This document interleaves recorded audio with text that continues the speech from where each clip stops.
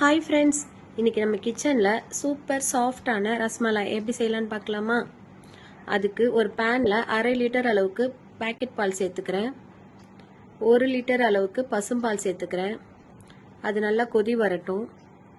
இங்கே நான் ஒரு கிளாஸில் 2 டேபிள் ஸ்பூன் அளவுக்கு தண்ணி, 2 டேபிள் ஸ்பூன் அளவுக்கு வினிகர் சேர்த்து மிக்ஸ் பண்ணி வச்சுக்கிறேன். நம்மளோட பால் நல்லா கொதி வந்துருச்சு.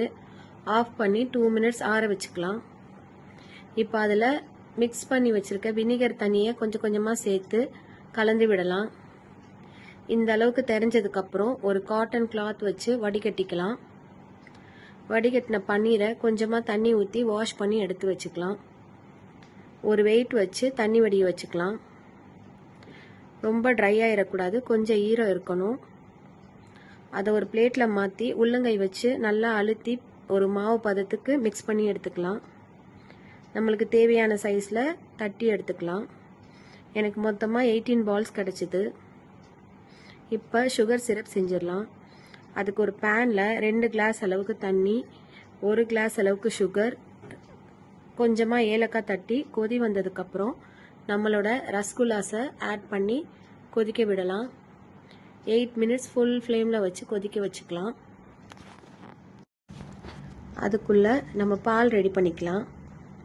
ஒரு சாஸ் பேனில் 1 லிட்டர் அளவுக்கு ஃபுல் ஃபேட் மில்க் சேர்த்துருக்கேன். அது நல்லா கொதிக்கட்டும். ஒரு 7-8 நிமிஷம் நல்லா கொதிச்சதுக்கப்புறம் கொஞ்சமாக ஏலக்காய் தூள், 2 டேபிள் ஸ்பூன் அளவுக்கு பாதாம் மிக்ஸ் சேர்த்துக்கிறேன்.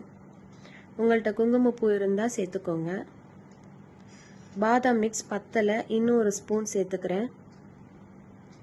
அதில் 2 டேபிள் ஸ்பூன் அளவுக்கு சுகர் சேர்த்து மிக்ஸ் பண்ணி ஆற வச்சுக்கலாம். இப்போ நம்மளோட ரசகுல்லாஸ் 1 சைடு வெந்துருச்சு. இன்னும் ஒரு சைடு 5 மினிட்ஸ் வேகட்டும். உங்களுக்கு பார்த்தாலே தெரியும் எவ்வளோ சாஃப்டாக இருக்குன்னு.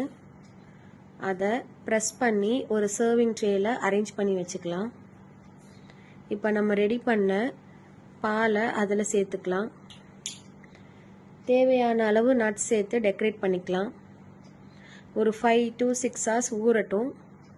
ஊறினதுக்கப்புறம் நம்மளோட ரஸ்மலாய்ஸ் ரெடி ஆயிரும். சாப்பிட்டு என்ஜாய் பண்ணலாம்.